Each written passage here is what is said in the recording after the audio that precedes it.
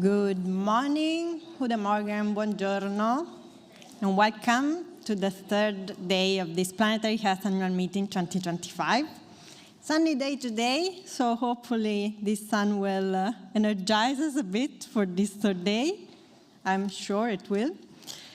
Yesterday we had a full day, insightful moments, I would say, full of content, especially focused on solution, transdisciplinarity, and also arts moments, which are one of the innovation of this FAM 25, and I'm sure you attended the arts moment. Who was in the room with the choreographic performance? Good? Great. So in the evening also, we anticipated with the social dinner theme, the main theme of this first plenary today, this morning, that is about movement building. So the title is Building the Movement for a Positive Future. And I'm pleased to introduce the moderator of this session, Teddie, who is the director of the Center for Planetary Health and Environmental Justice at the School of Nursing at the University of Minnesota. She's a board member of the Alliance of Nurses for Healthy Environments, a member of the American Academy of Nursing Environment and Public Health Expert Panel, and finally also a member of the Steering Committee for the Planetary Health Alliance. Welcome, Teddie, and thanks for moderating this session.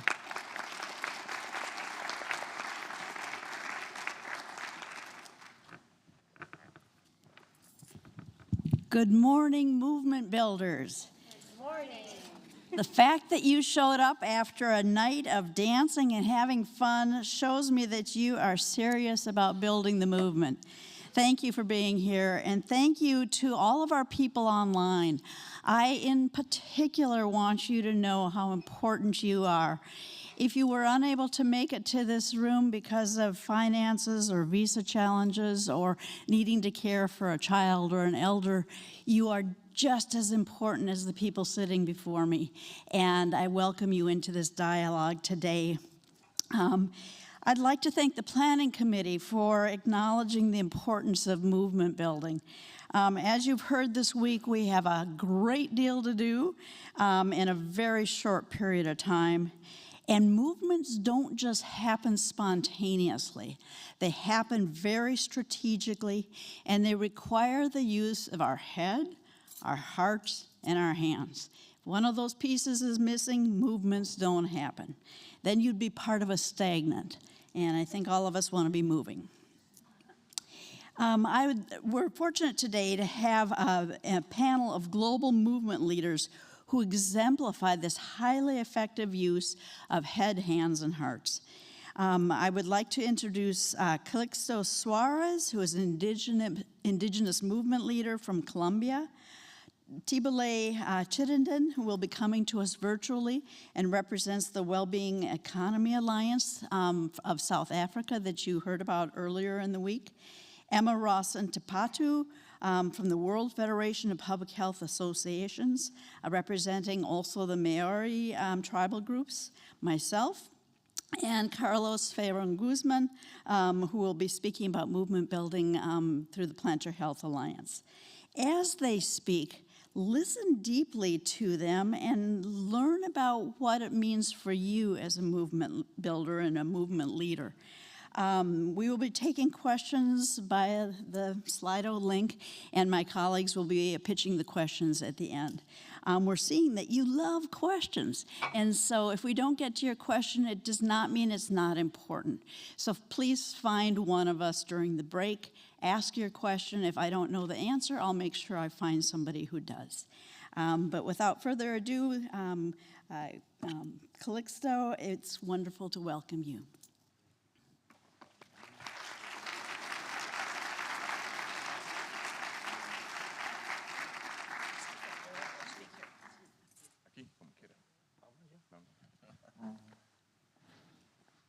So Calixto will be speaking in Spanish, and I'll be interpreting. I've asked him to do little chunks, and then I'll interpret in English. Okay? So, Calixto, cuando usted quiera, puede empezar. Me voy a sentar para poder escribir. Dale.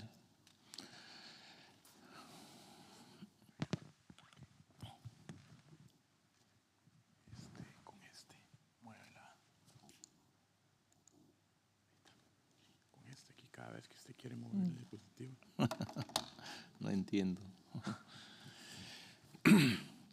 Muy bien, me siento muy orgulloso de estar aquí en este espacio creando tela de araña para hacer algo por la humanidad y también por el planeta Tierra. Hi, I feel very proud to be here in this space. In the expression that Calixto is using, as I'm interpreting, is webbing spider web for the good of humanity. Soy un pueblo indígena con una claridad de origen, donde siempre hablamos del planeta y también la humanidad, porque tiene que ser las dos partes que somos importantes. I come from an indigenous territory in which we speak with clarity in that planet and humans are together. Siempre hemos luchado nuestra permanencia y pervivencia para que no se pierda estos principios de valores, para que entendamos el bienestar humano y también bienestar del planeta Tierra. We've always remained and kept our struggles to keep these principles and values aligned in the understanding that our well-being is as well the well-being of others. Entonces vengo de Colombia, norte de Colombia, que ese principio valor se transmite de generación en generación a través de conocimientos de origen. So I come from Colombia, in which where our values are passed generation through generation, and this knowledge that is from the origin. Donde todavía los líderes espirituales no quieren perder esos valores de comunicarse con el agua, con la piedra, con los árboles. In this community, we still have our spiritual leaders that still communicate with the water, with the tree, with the rocks. Y así seguir viviendo la vida y garantizar la vida de la naturaleza para las siguientes generaciones que vienen. And in this way, to keep things with life, for life to continue in generations to come. Y la situación que estamos viviendo o la crisis que estamos viviendo a nivel planetario no es de uno solo, sino es de todo. And this crisis that we're living in at a planetary scale is not just a crisis of one, it's a crisis of all. Por esa razón hemos decidido salir a compartir esta visión para que todos empecemos a tomar conciencias del cambio climático que estamos hablando y también cómo nos afecta el ser humano. And for that reason is that we come here to share this vision about the changes in climate change and how that is affecting all of us. Entonces, hablando de la responsabilidad como indígena, que no se pierda esa raíz de conocimientos que siempre viva en contactos con la naturaleza, como mencionaba anteriormente, esa comunicación con el agua y el viento, la tierra. And it is with that responsibility as indigenous peoples to keep that root alive, to keep that connection alive, to keep that dialogue with the wind, with the water, with the earth. Uno de mis trabajos, uno de mi visión es trabajar con todos los pueblos indígenas hasta donde uno alcance para que estos, hacer ese liderazgo y difundir para que los pueblos sigan viviendo como debe ser. And one of my roles is to work with as many indigenous peoples as possible to continue to cultivate this leadership and this knowledge that we have.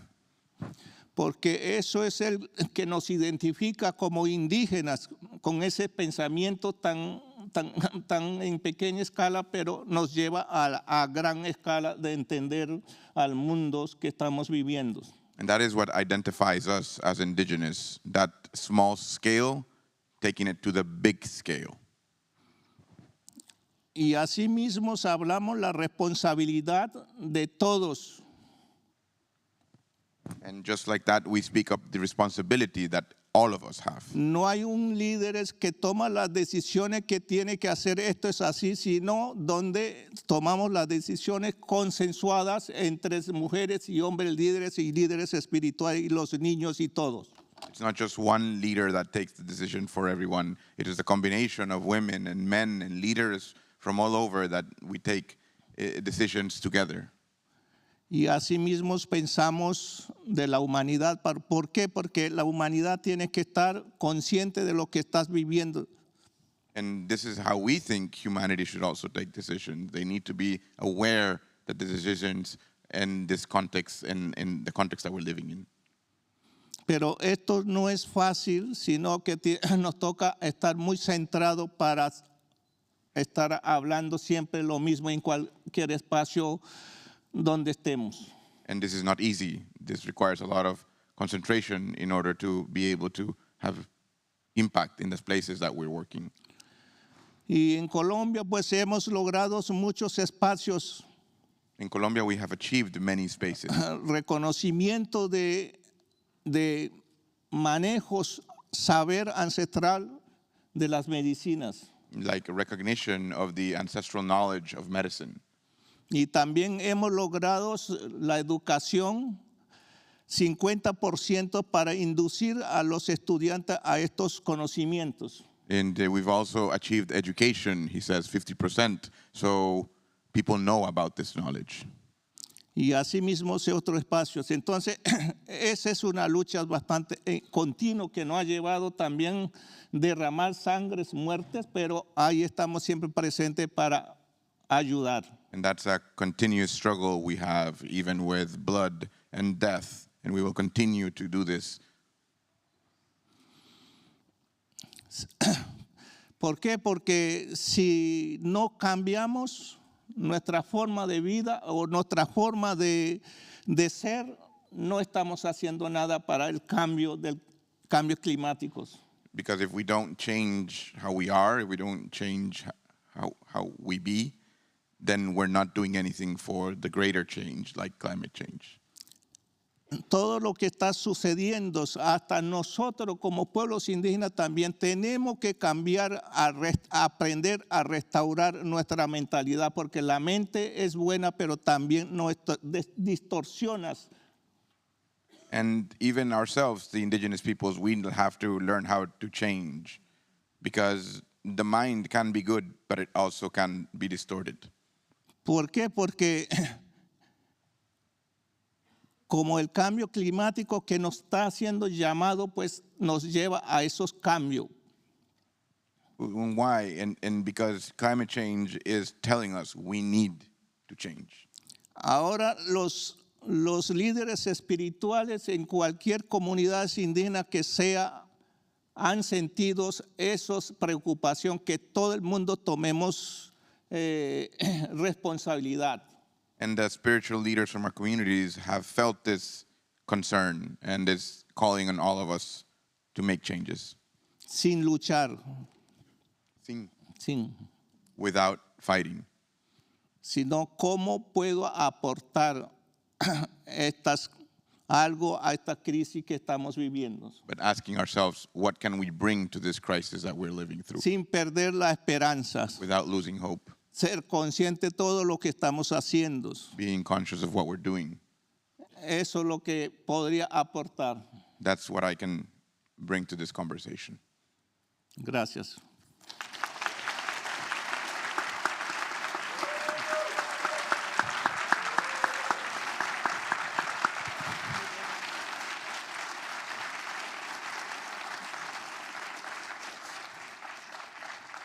So I hope you heard some key pieces of movement building there. Thank you so much for your words and the distance you traveled to bring them to us. That we need to move beyond thinking of things in scale, that small is not enough. In the West, we think bigger is always better. But the message was that small things matter, small actions matter, and that everyone has a leadership role, that we need to change our being and our essence, otherwise we will not move things ahead, and an acknowledgement that everything must change. Those are take-home messages for all of us. Our next speaker is Thobile Chittenden, coming to us online, and is she available? Wonderful. Welcome. Hello, everybody. Can you hear me well? Yes. Excellent. Wow, that's a big face on that screen. All right, I'm going to share my screen, and hopefully that reduces my face, and you can see a little bit about our organization. And let me just make it full screen. Just give it a second. And is it right that I still have 15 minutes or 10 to 15 minutes? Okay, yes. I can't really hear the audience, but I will continue. So, hello everybody. I so wish I was there. I heard there was dancing and celebrations, and I think there is nothing more important than in-person connection. And I think that really goes hand in hand with this conversation today. But of course, we still have the ability to connect online. And yeah, my name is Thobile Chittenden, and I am joining you all the way from sunny South Africa. I am based in Johannesburg. And if you're ever in this part of town, please do let me know. It would be great to have a coffee and show you around our community. And yeah, I am part of the Wellbeing Economy Alliance. And this alliance has existed for about 7 to 8 years now, and it really has become this global connection and really birthed through many different people. We always say that we all, and we call it WEAL for short, Wellbeing Economy Alliance, was birthed by many mothers. And I think this is crucial when it comes to movement building, that it isn't just one entity or one organization that is the savior of the day, but actually a multitude of people coming together, creating something that we hope brings connection and networking and collaboration and coherence and all the things that we need in order to build a movement. So the Wellbeing Economy Alliance, just quickly to share a little bit about who we are in service of this movement. So I wouldn't say necessarily that the Wellbeing Economy Alliance is a movement within itself, but we really are there to serve this movement towards economic justice, towards this economy in service of life.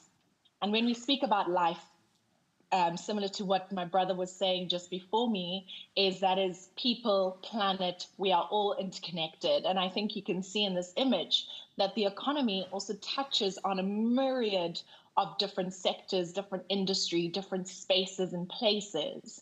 And so this economic systems change is not just boxed into a certain sector or sect of people. It really is all-encompassing, and there is a real plurality towards this. And I think when we speak about plurality, it's a nice, sexy word, but it is really tough to kind of see the connections and see the nuances and see how all these interconnections kind of weave together. And again, as our brother was speaking about just now, the spider web of interconnection is vital, but it's also beautiful to be able to see it as a picture. And so, yeah, our alliance, I would say, is really connecting all industries. We say all levels of people, from policymakers and academics to people like myself, that I'm part of a community. I'm a community activist. I'm part of a very grassroots community in Johannesburg. And so we're wanting all types of people to be part of this movement, whether you're a professor, whether you're a farmer and regenerative agriculture. This movement really hopes, or this alliance hopes, to serve people in all these industries so that they can contribute to the economic systems change in their sectors.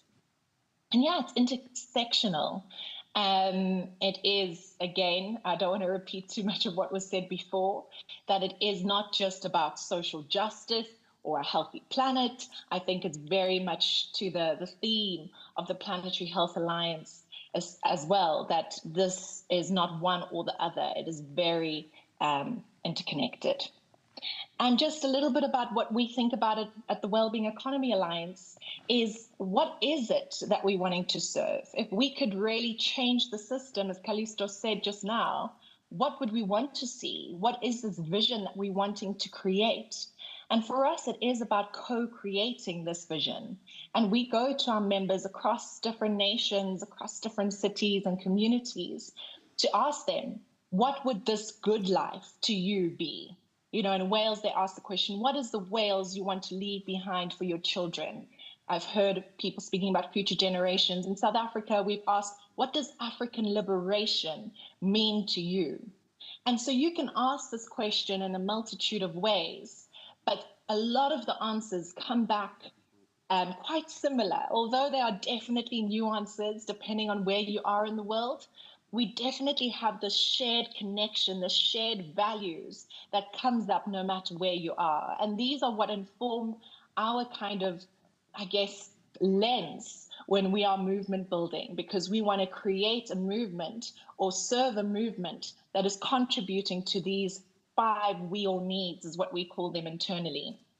And it's about nature being regenerative, recognizing that we are part of nature, and fairness and justice in the economic system, purpose, that there's a shared sense of belonging and common goals, dignity, and of course, also making sure that there's participation, that there's active citizenship, that people feel like they are part of the decision-making process.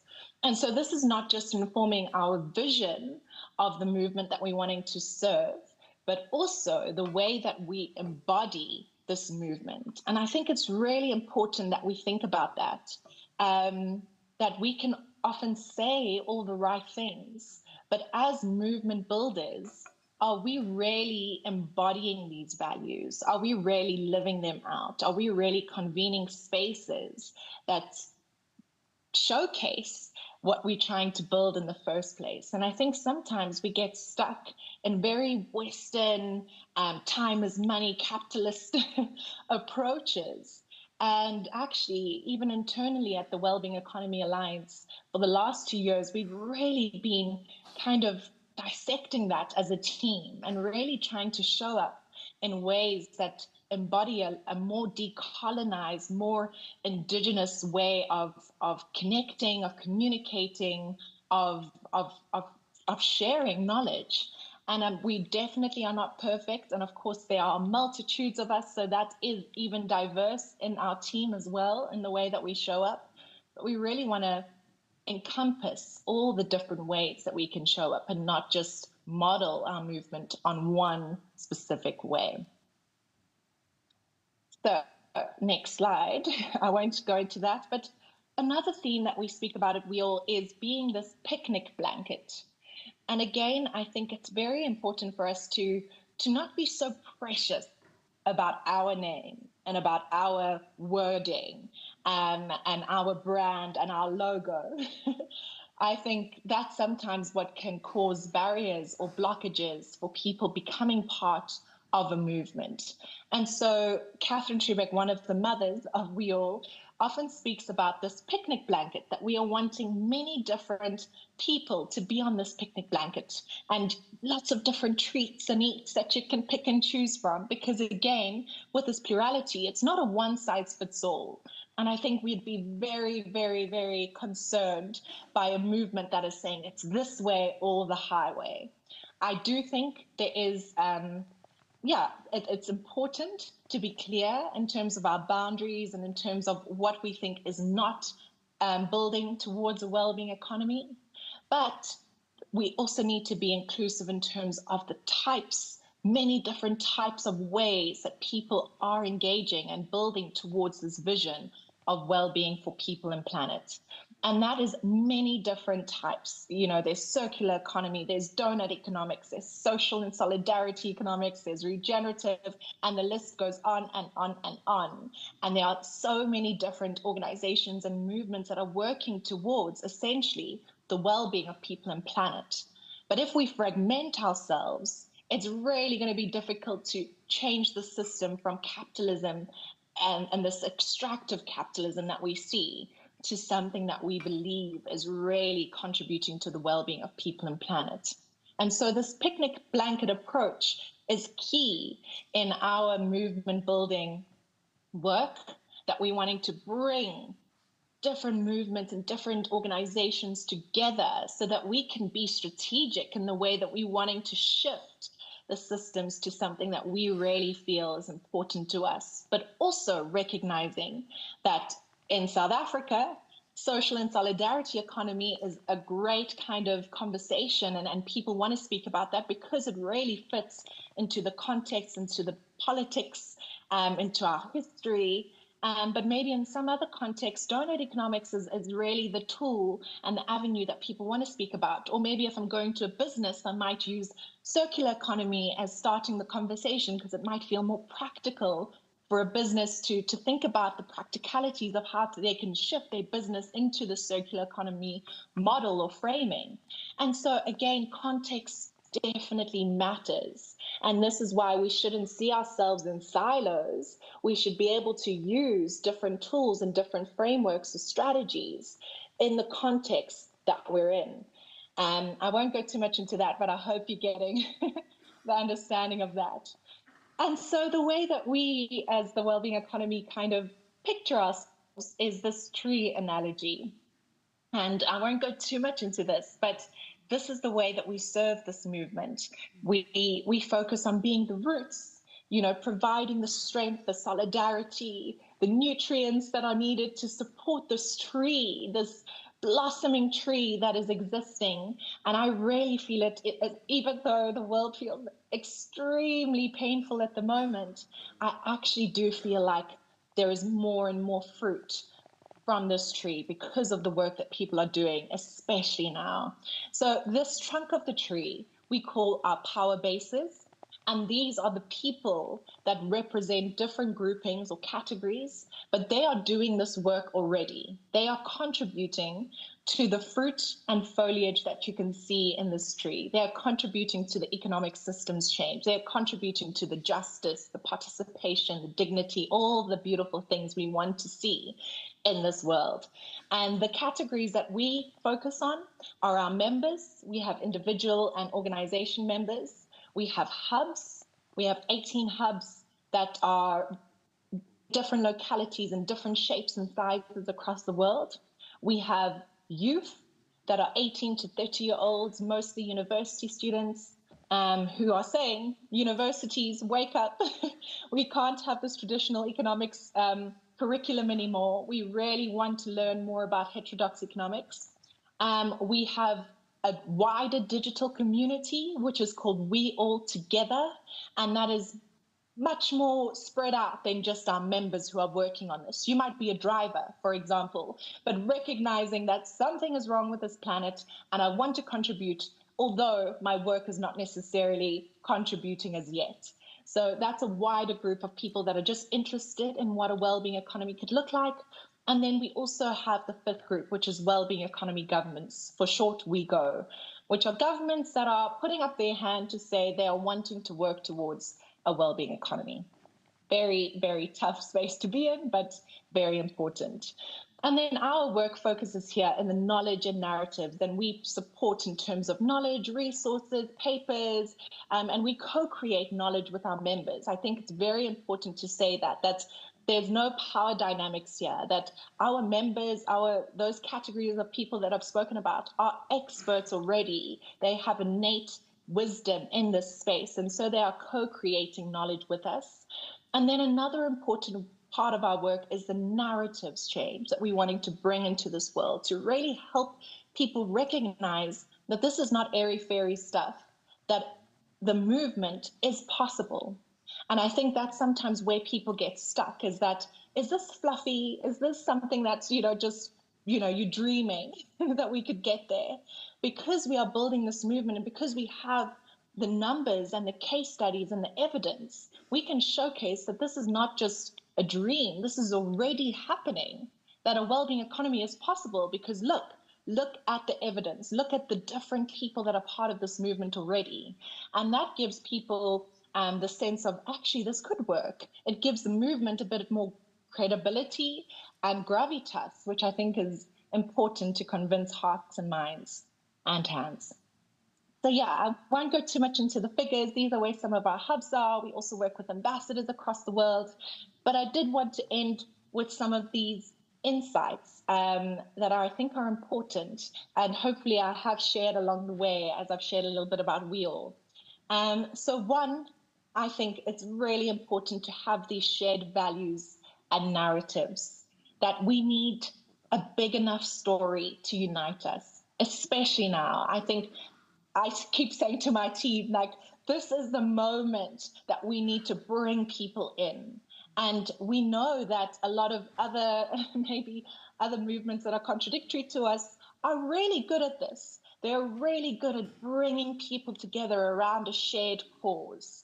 And it would be interesting, I wish I was there to have the conversation with you to really understand what is the story that we're wanting to kind of come under?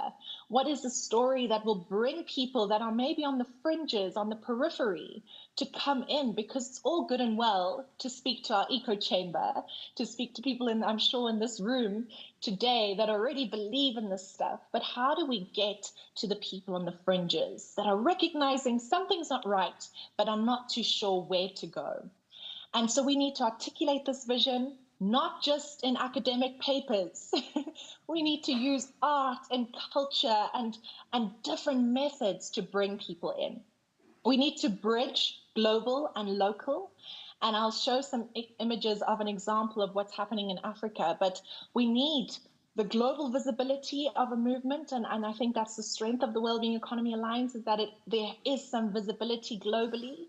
But we really need to ensure that we are connecting in an authentic way at the local level. And for me, this is crucial, that we need to really rethink language. We need to ensure that we understand what is happening on the ground, not in a top-down way. And I'll share more about how the African Liberation Hub and many of our hubs are started from a bottom-up approach. They are the experts of what is happening in their communities. They understand their cultures more than anyone from the global team could ever. And so they help us inform what economic systems change would look like at a local level. And again, we cannot be precious about branding. We call ourselves Wellbeing Economy Alliance at the global level, but in Vermont, for example, it's the Vermont Prosperity Project. In South Africa, in Southern Africa, it's the African Liberation Hub. In Brazil, it's called Outra Economia, which I'm probably saying very wrong, but do you get the point? There are different ways to articulate that. And I think if we get stuck on trying to call everything one word, like well-being economy doesn't translate into all the different languages. I think if you translate it to Spanish, it can mean welfare, which is not the point of the movement. And so we really need to be very aware of these nuances. Then the next point, joy, belonging, and imagination. We want to make this fun. And I know we can sometimes get really caught up on the failures, on the damage, on the issues that are taking place. And we do. We need to highlight why we need a change in the first place. But can we, when we're showing the vision and the thing that we're trying to work towards, really cultivate spaces of joy and especially collective care? Recognizing especially that people are coming into this movement feeling broken, feeling really frustrated already. And so adding to that burden is not really the most helpful thing to do, but creating these spaces of healing. How do we convene? And I spoke to this earlier. How do we create places to check in? How do we create spaces where there's no power dynamics? How can we call our team meetings, or when we have members meetings, we want it to feel like a big comfy couch, that when you come to our calls, it feels like you're just sinking into a couch. You feel really comfortable to share. You can have your cup of tea or coffee with you. and you don't feel like you have to perform to be part of this movement. So think about how we can create less burnout and despair and really make this a joyous movement.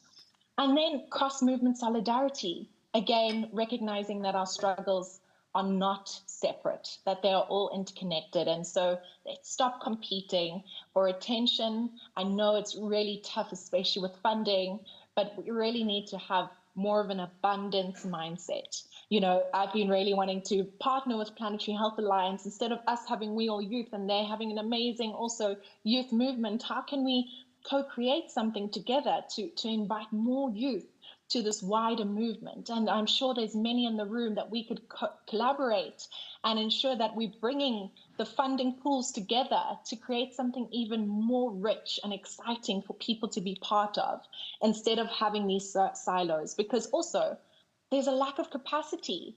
I always think about our members. They could join us, they could join various organizations that are all calling for their attention. And this yellow economy, this attention economy, it's tough to get everyone's attention. And so maybe there's ways that we can work together to make it easier for somebody joining this wider movement to say, actually, I can benefit from the nuance. You know, we all have different unique things that we bring to the table, but perhaps there's one kind of collaborative platform where they can experience all these things. But again, their time and attention is not divided between all these.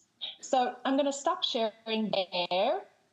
And if I have time at the end, I would love to show you some pictures of what's happening at the African Liberation Hub. I don't know if I have time now because I've not been timing myself and I cannot see what's happening in the crowd. But yeah, those are some insights to begin with, and then maybe I can share more towards the end when there's some Q&A. Thank you so much. This is wonderful.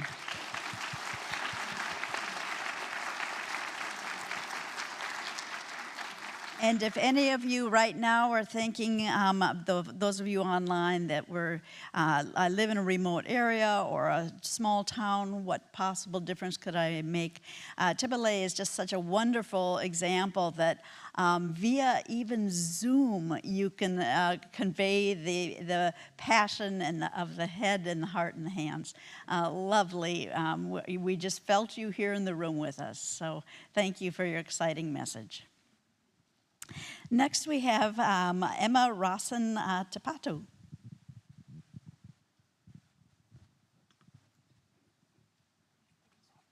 Hello. Oh. Tēnā koe, hello to one. Tēnā kōrua, hello to two.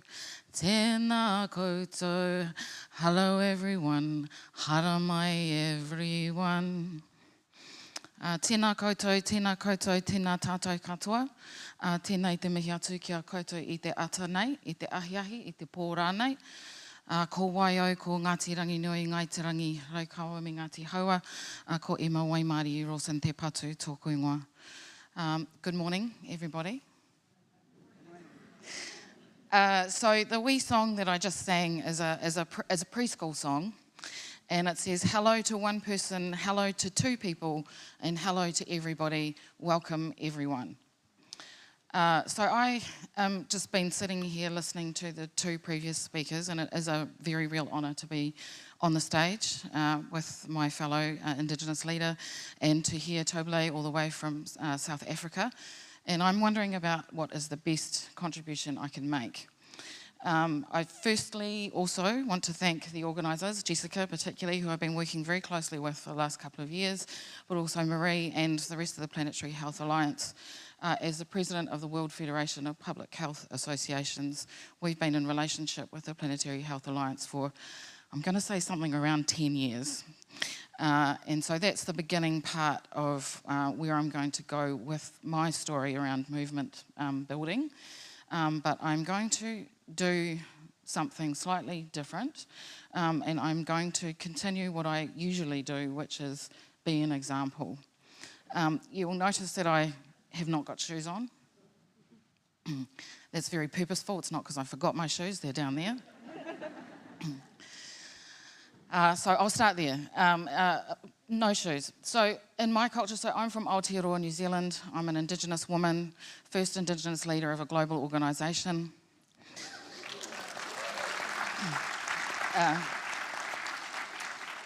And so the big part of the message that I bring, and I also want to acknowledge Beverly because I was really honoured, I think is the word, to meet you yesterday, Beverly, and to hear you speak. And I think I said to Nicole Bedford, who I was sitting next to, I think I'll just go home now.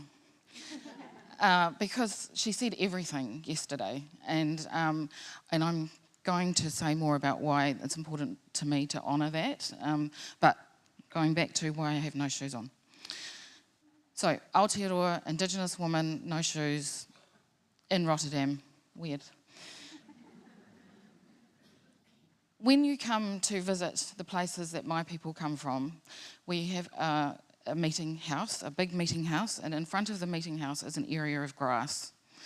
Then there's a big gate that the visitors stand at before they're allowed to come across that piece of grass into the meeting house. There are a couple of things that happen throughout this process of welcoming visitors to our place. One of them is that the first voice you hear is a woman's voice. And I also want to position that because I was asked by a fellow colleague yesterday around the place of women in leadership and the place of women in this conversation around planetary health. So I'm getting there. Women's voice, first voice that you hear when you come on as a visitor to the places where we meet. Women's voice calls. People walk across the piece of grass before the meeting house. Are people seeing the vision?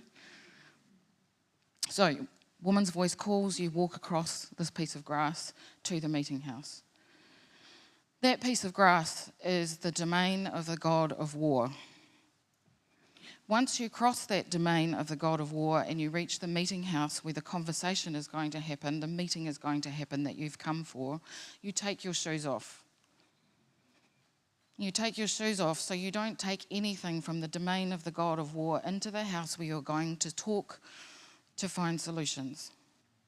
It is a place of peace. Our societies, our Indigenous societies, are created on purpose to seek peace. They are not created to have war. We did not have wars in my society before colonisation. We did not have battles in the way that we had battles post-colonisation. So this is really important in terms of how I'm going to position why I'm standing here on this stage. In what may seem a roundabout fashion, by the way, Indigenous people speak in circles. You'll get where you need to be when we get you there. So, peace, safety, solutions for future coming from the past. Again, acknowledging Beverly because she said something else that's really important. And there's another message that I want you all to go away with from this meeting, which may not necessarily be the one you thought you were going to get, but you've had some really significant people on this stage in the time that I've been able to be with you, which was since yesterday, but I know Nicole was here the day before. You had Beverly, you've had Calixto, you now have me. There's a really big message in the face of us being here, us Indigenous people. We are 6% of the population of the planet. We are the ones that did not cause the damage that you are all here to talk about fixing. But we carry the greater burden of illness and disease more than anyone else on this planet, and we carry the harm that has been created by the 96% of the population that isn't us.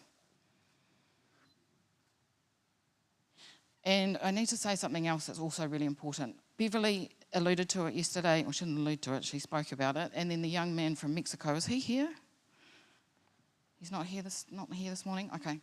So talked about the fact that people like us, when we're on stages like this, actually our lives are at risk. And actually I'm going to take myself out of that picture because I come from New Zealand and so I can pretty much be anywhere and not worry about going home and what's going to happen to me. Many other Indigenous peoples cannot be on stages like this and say the things that have been said to you today and yesterday and the day before and go home and feel safe. So I'm going to go back to what I said at the beginning when I stood up. I'm here to show you an example of what it is to be a person from a place in a community that's always had solutions to the problems that we're here to discuss, but no one listens to us. And we continue to be in these places and give you graciously our gifts of knowledge. We would like you to listen. And so when I think about movement making, I think about people listening. Listening to the messages and listening to the solutions that have been here for millennia. It's not about thinking out a new way. It's not about a new research project. We know the answers. We know the solutions. We just need you to listen to us and act on the things that we already know. We didn't create the damage. We have the solutions and we still want to give them to you. And I don't have a huge lot more to say than that, because I think that that, for me, is the biggest message. When you leave this room, what are you going to do differently? Because you can come to these meetings and you can talk and talk and talk. What are you going to do differently? That's movement. That's movements. So I left New Zealand in January. I've been home for 3.5 weeks this year because I'm on a mission, because this is not an academic exercise. This is about life and death. I'm political by my very existence. Those of you that have heard me speak would have heard me say all these things, but I mean it. You can hear I'm slightly shaking. This is not academic. People need to change, things need to change. Change is possible. Tobile said it is possible to do things differently. People just have to decide to do things differently. But the solutions already exist. Listen to us. We're still willing. I'm looking at Beverly. I'm looking at Sandra. Indigenous women in this audience, Indigenous peoples in this audience.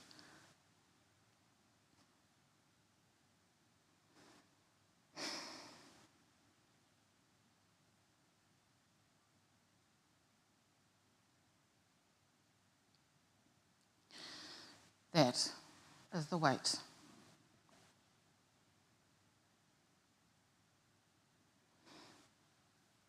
That.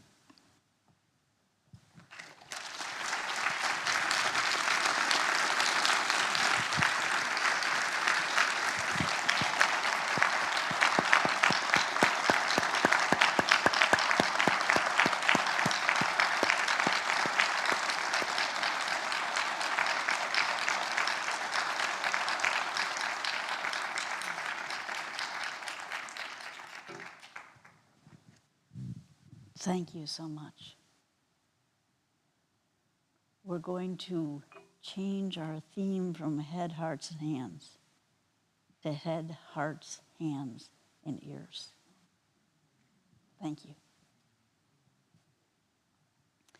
Carlos, I'm going to ask you to go next.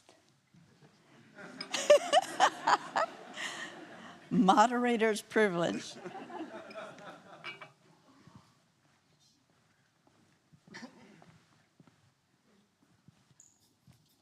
Teddie didn't even let me recover. I'm still a little shivering.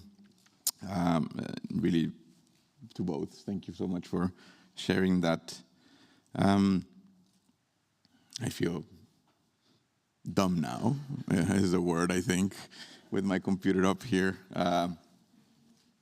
But in all honesty, I was asked in this panel to be an interpreter, which in itself was an honor, to be honest. Being able to channel Calixto's voice and his struggles and his power, for me, that was the honor in itself. But as Teddie would have it, she wanted me to be able to speak about the Alliance as well. So for the next 7 or 8 minutes, I'll be speaking about the Planetary Health Alliance as a movement, which kind of feels silly now, but I will try to do that anyway. And for the people that don't know me, I've been with the Alliance for almost 9 years now. I'm the second oldest person in the Alliance, so to speak, that have been more time with the Alliance. And I've seen it change, grow, discuss. I've seen it go through different stages. I've seen people come and go, staff members, challenges, even divisions. And I'm usually here talking about education, which I'm not going to be doing today. And because I don't see myself as an expert in movement building like the people that are here, I do have to have some notes. So just excuse me while I read this. I had a done joke, and now I don't want to make it, but I will make it anyway. But my dumb joke is related to the conga line yesterday. And it went something like, if we're going to talk about movement building, that's where it was happening. So if you were part of the conga line, welcome to the movement. But in all seriousness, I think there was something about that moment of joy, as was spoken about earlier, about people from different parts of the world, kind of different rhythms, different languages, different age ranges, all moving together in sync, that I think is a good representation of what we're trying to do here. And as I was thinking about this, it reminded me of a book I recently revisited to try to find some inspiration, which is Mountain Beyond Mountains by Tracy Kidder, talking about the life of Paul Farmer, who unfortunately passed recently. But in one part of the book, he speaks about an experience about Jim Kim, who eventually went to be the head of the World Bank. And they were trying to work with Russian military in far-off Siberia to try to prevent MDR-TB, multi-drug-resistant tuberculosis, in jails of all places. And obviously working with the Russian military wasn't easy, but he was convinced that he could break them in one way or another. So what did he decide to do? As a Korean person, he decided to sing karaoke. And convinced the military to sing karaoke with him.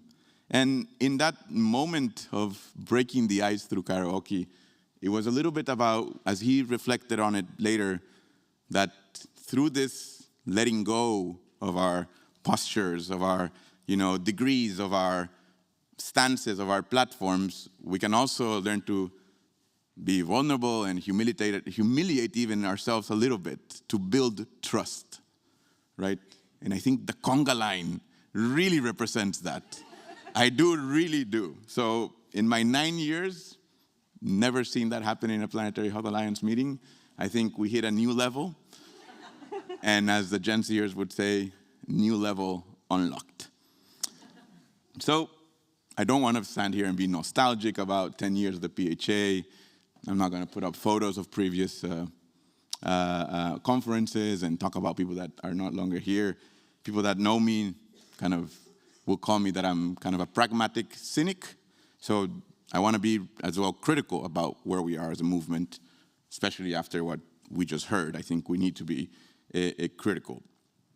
And it's kind of impossible to talk about movement building without talking about people like Marshall Gans and Harry Hand and other people that have written extensively about this. But I also want to recognize that there are a bunch of people that are just as legitimate, that do not write books, that do not have Harvard appointments, right? And some of those people I've had the pleasure to meet. One of them was my mentor, Dr. Paulo Ortiz, who unfortunately as well passed. But similar to them, they would note that movement building in a lot of it starts with a good story, a good narrative. And from the Alliance, we've been wanting to do that ever since the start. And part of what we tried to do as an Alliance is tell that story of us, as Marshall Gans calls it. And what is this, at the core, what is this story of us that we try to tell? And I think what all of us in this room try to understand in one way or another, or have understood in one way or another, is that our health, right? The health of our loved ones, the health of people in the future, the health of all beings is deeply intertwined with the health of the planet, right? That's what keeps us here. But it's also about recognizing that that's not a new thing. The people in this panel have recognized this for millennia and have held this truth, right? And what we try to do in the Alliance then is create a container, so to speak, so people from different perspectives can come and try to uphold this truth. So people like students, like policymakers, like private sector, they can come into this polycrisis space and be deeply motivated and passionate about change. Movement building cannot just rely on passion, right? We need structure. We've tried to create structure in the Alliance. So some of the things I think we've done well is the use of language. I say we've tried to be a channel of language, like the word planetary health, in order to create a rallying cry, so to speak, right? A rallying cry that allows us to be specific about the things that we are demanding, right? But also be broad enough to allow others to join us. And as we know, language can also be a sort of a double-edged sword, and we've suffered this double-edged sword. Language has also created division with other communities of practice. I cannot be here without acknowledging that language creates barriers. Sometimes people talk about One Health, planetary health, eco-health, global health, environmental health, geo-health, and that creates languages that we've struggled with. But we've always tried to build bridges across these languages, right? And yes, I think papers and statements and calls to actions in big news outlets or big fancy journals are important, but more than that, I think in the Alliance, what we have tried to do is create the glue of that bridge, which is relationships, right? And this is why we're here. I think part of what we try to do, whether it's through mentoring, through networking, through gatherings, through Zoom calls, or even through conga lines, is build relationships. And I think that's key in what we do in our DNA. But I won't just say it's all peachy and rosy. Of course, we have challenges, sometimes messy, frustrating, disappointing, even uncomfortable at times. That relates to things like institutional inertia, silos, bureaucracies, that we at the Alliance sometimes need to have struggled with, I should say, right? The other thing that I think needs to be recognized is that most of the movement goes through volunteer labor. And because I'm saying that, I just want to take a moment to thank the volunteers that are here as well. And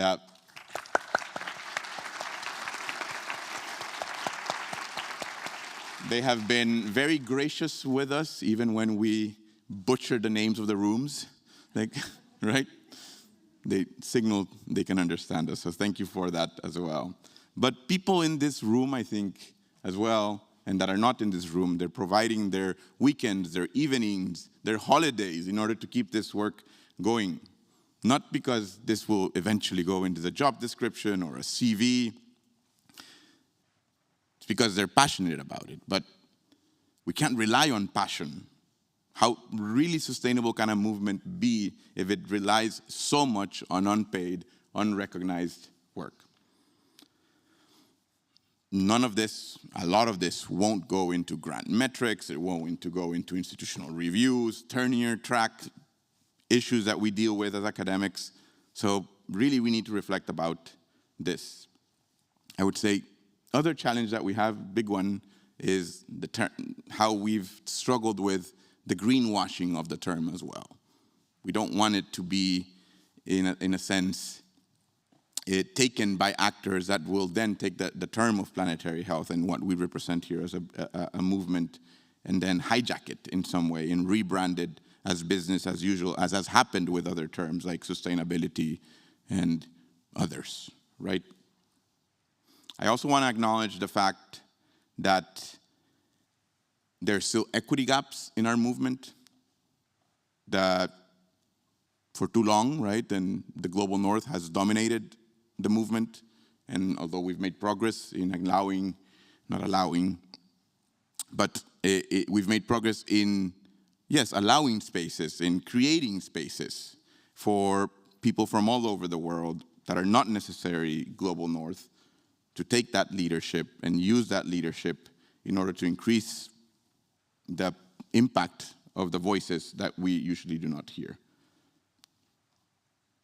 And all these things, right, all these things, in a sense, take us to these careful balancing acts that we have as the Alliance. And I just want to share some of these things that we struggle internally as the Alliance. So one of them is, how do we actually communicate urgency, call to action, right? without overwhelming people? That's one thing that we struggle with. How do we activate hope without minimizing the gravity of the crisis? That's another thing we struggle with. How do we move quickly enough to respond urgently, right? But slowly enough to create trust? Big challenge for us. And I do want to recognize that despite these balancing acts and these challenges, that the Alliance has grown.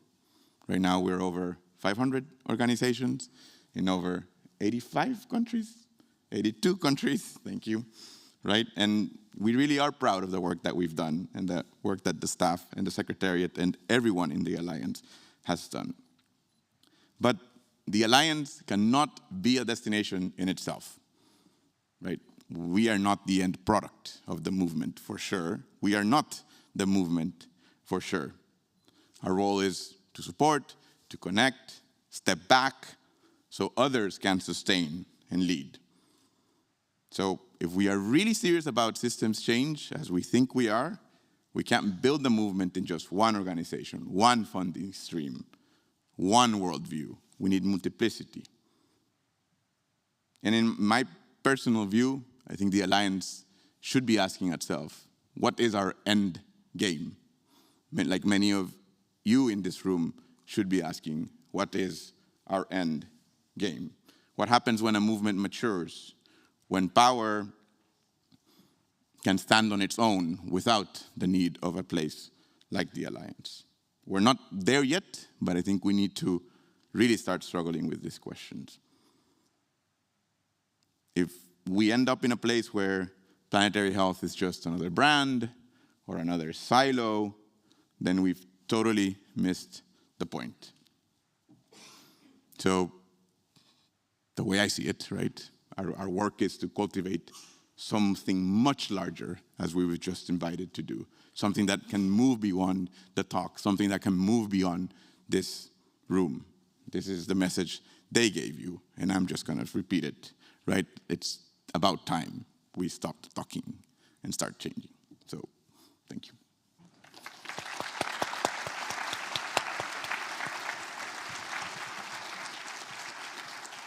So how do we do that? Thank you so much, Carlos, for telling us and sharing with us the beauty of the Alliance, because we aren't alone. We're all in this together. But we're also represent communities or groups or roles that every single one of us play. If you're a mother, you can organize mothers. If you're a grandmother, you can organize grandmothers. If you're a teacher, you can organize teachers. If you're a person of faith, you can organize the faith communities.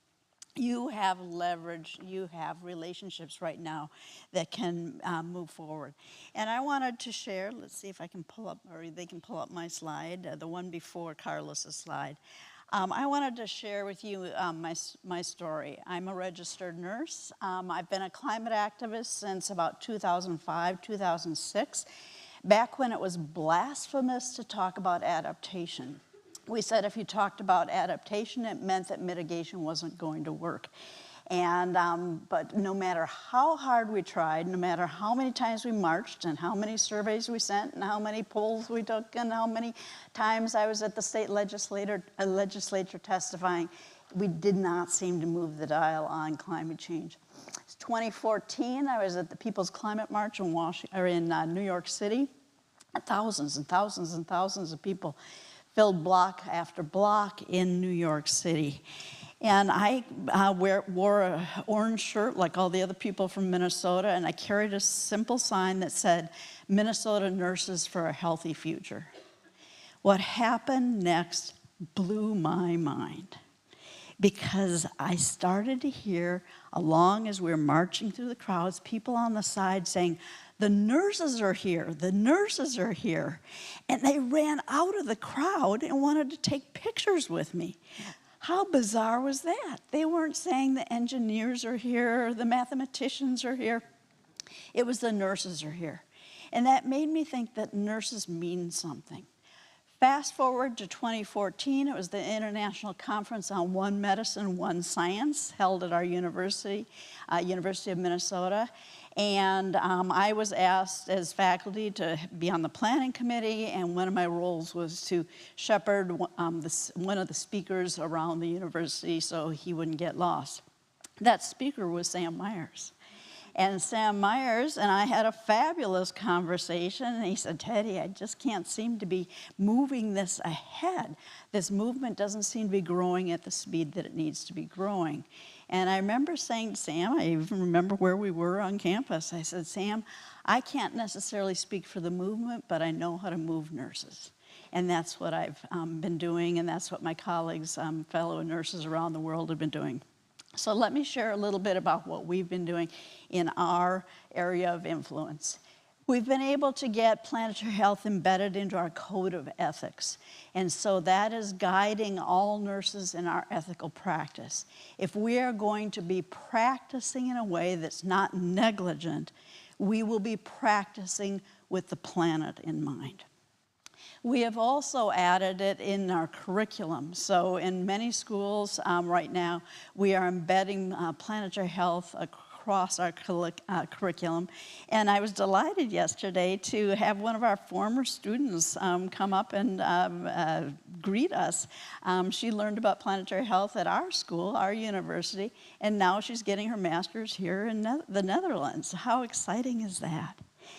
And most recently in June, we brought forward a proposal with the International Council of Nursing, which is our largest professional organization, to have planetary health be a core principle of nursing practice around the world. In response, this is what the students and student nurses said. Because there is no health without a healthy planet, and there is no future of health without the education of nurses who are prepared to protect it. Nurse the planet, heal the future. So I would like my colleagues that are nurses to stand.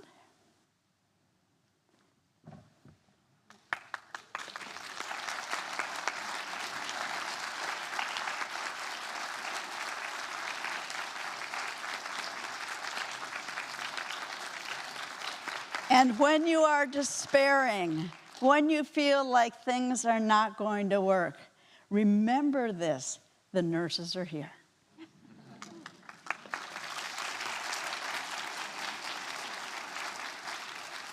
I've asked my colleagues to send us the first question. This first question actually comes from one of your fellow nurses. She asks, how can we keep the dialogue alive with water, earth, and other non-human beings? Wonderful. So, Emma, perhaps can I ask you to respond to that, and Calixto as well after Emma? It's an interesting question. It makes sense to me, given that the room that we're in. But it's a difficult question for someone like me to answer because it's not something I think about. And because it's a natural way of being for my people. We've always been in relationship with the earth, with the water, with the sky. I have Mother Earth tattooed on my ankles.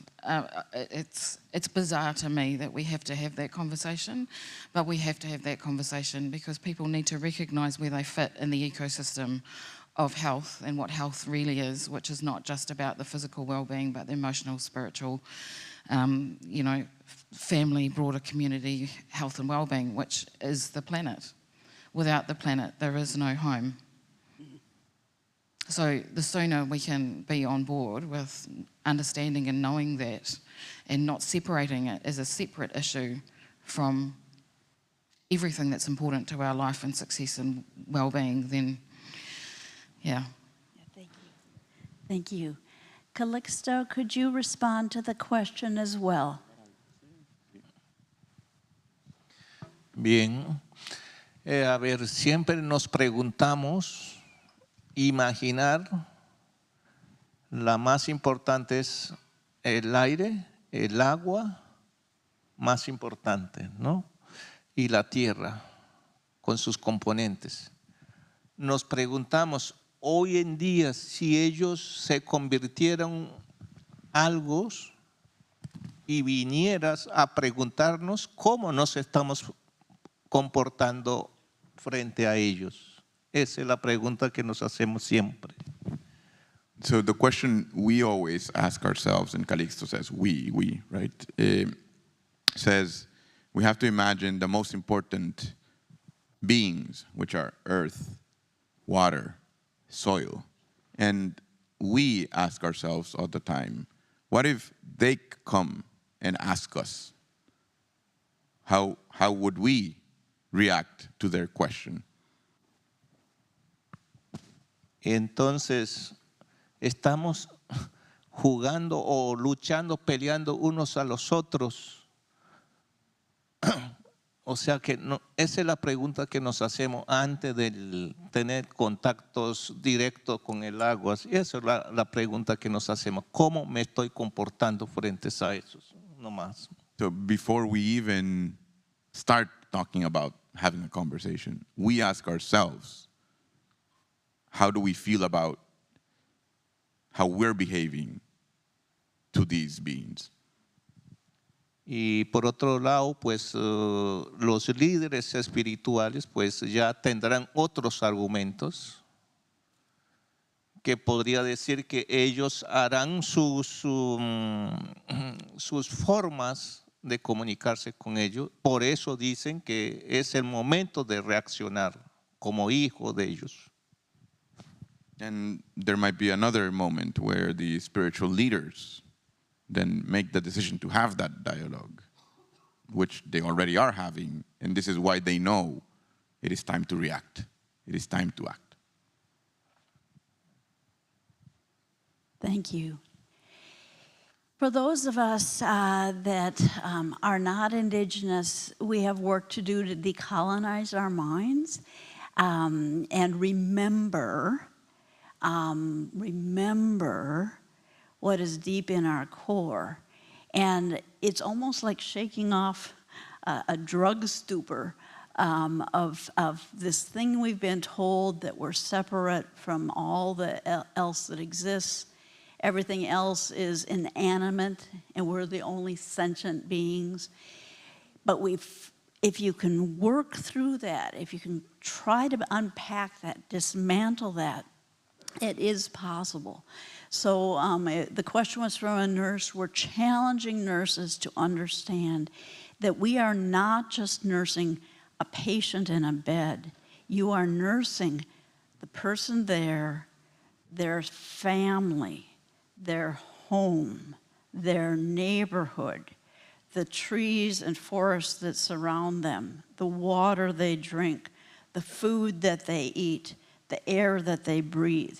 Nursing does not stop at a hospital wall, a clinic wall. It is the whole continuum. And it's work to do that. It's work to do that. But it's worth it because it starts to, as Calixto called us to, change our being. Change our being. Thank you for that wonderful question. Next question is, how can we listen and support Indigenous people's voices, especially in sensitive and violent political contexts? And we're wondering if these panelists have suggestions for researchers on how they can effectively support these movements without pulling things back towards an academic perspective and academic priorities. Are there questions that we could be answering that would be more helpful? And where do universities stand? What is their role? Or is this more appropriate to happen in the streets and through collective movements? What a great question. Thank you for the people that asked that. I'm going to ask our people on the AV if you can bring up Thobile onto the screen if she's still available, so that you can enter in to answer that response. If you wish, Emma, perhaps.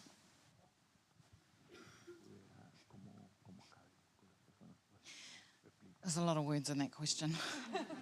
Where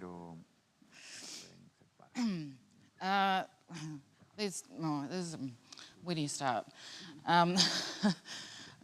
I guess one of the first answers to that question is, where are the Indigenous people's voices? Where are we in the decision making? Where are we in the conversations? Because often we're not at the places where decisions get made, where where decisions get made. That's the first,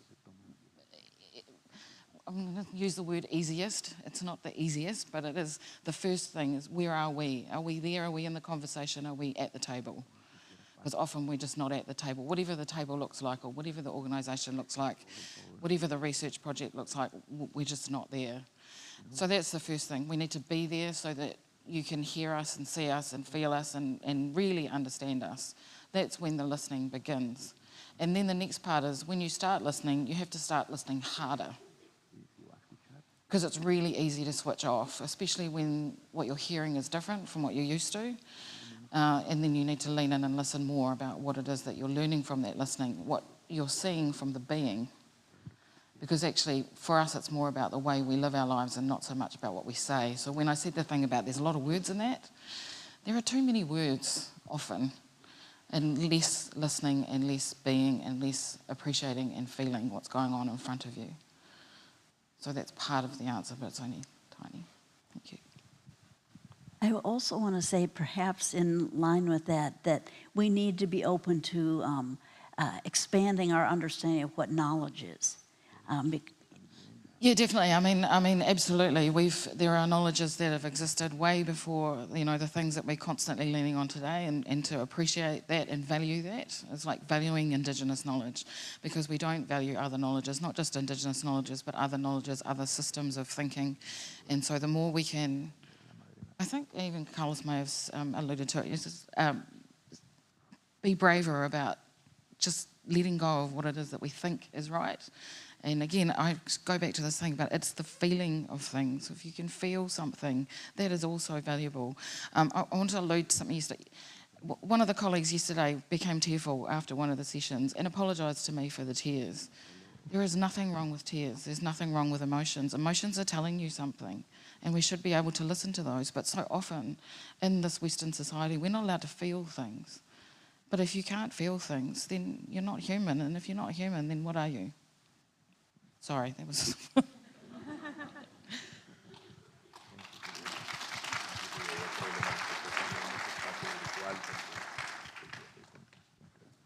Calixto, do you wish to respond to that question about what researchers can do, what can universities do to be supportive of Indigenous ways of knowing and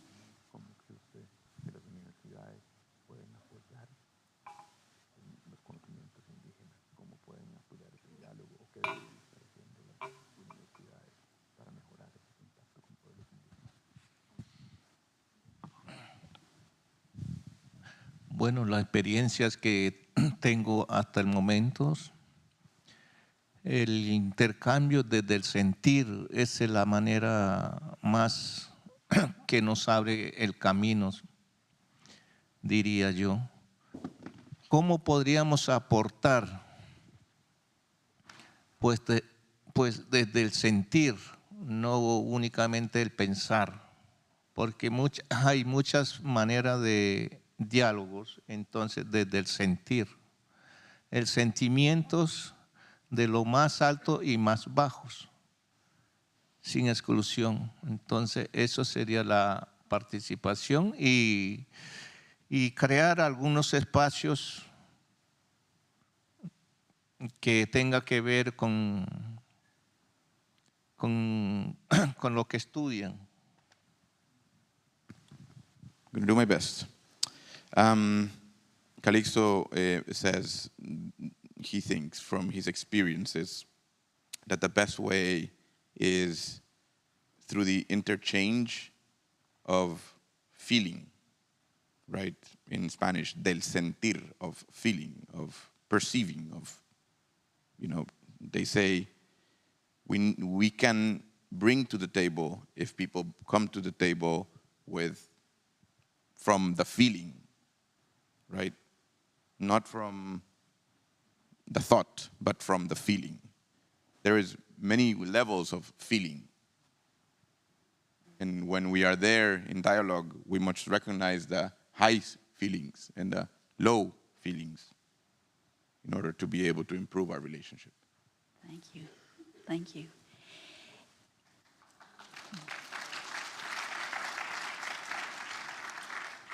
Yes, would you like to respond? Tibele?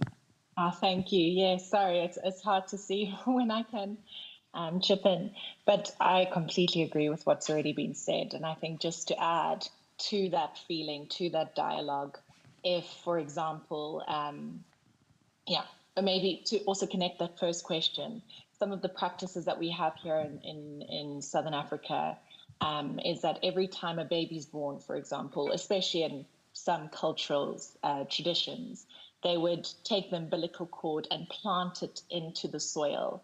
And that practice is very much showcasing and remembering that this child that's just been born is part of the soil. So even perhaps I think it's important for us to remember that, yes, there are Indigenous people that originated from that soil from the beginning, but through migration, which is also a very natural part of evolution and of cultural people from Southern Africa and Africa, we migrate towards the lands that can provide. And then when we settle, we say we are connected to that land. And so I think it's such a beautiful practice that helps that child know that they are connected to that soil from their very birth.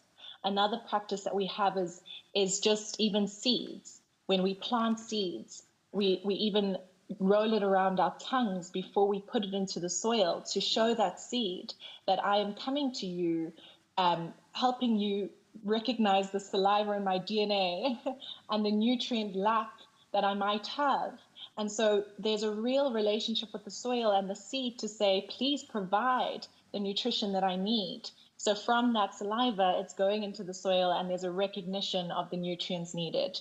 Again, these are just practices that exist within our communities that really connect us to our nature, right, to our land.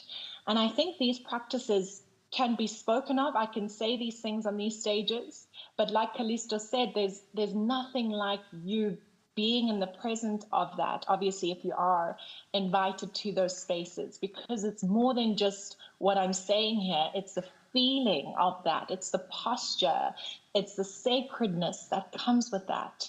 And so I think when it comes to research, we have to be so careful about just hearing something and just kind of blurting it out somewhere else without recognizing the sacredness that comes with that.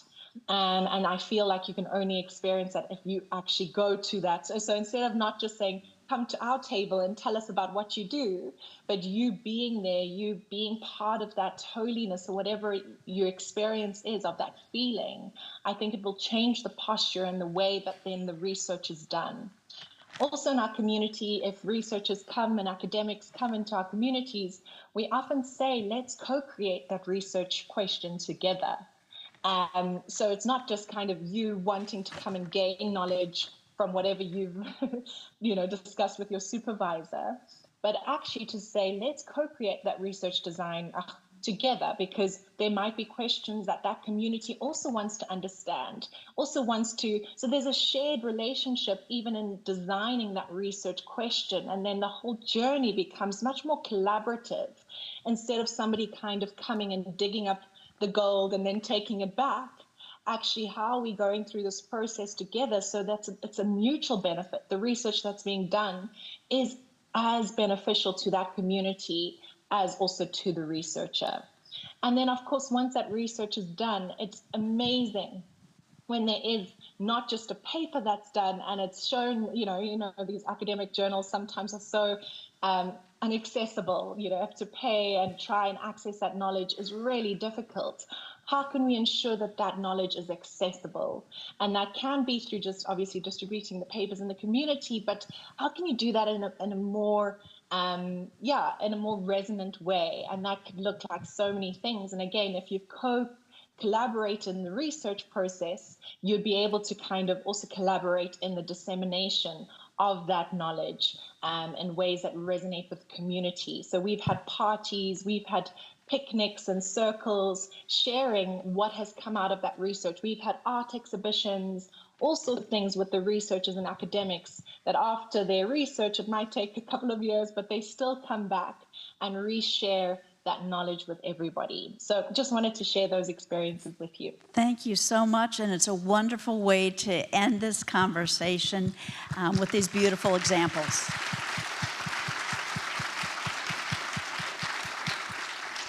I was serious. Please find us during the breaks and the rest of the conference. Ask your questions because we are building a movement. Thank you very much to all my colleagues on the stage here for bringing your knowledge and your wisdom.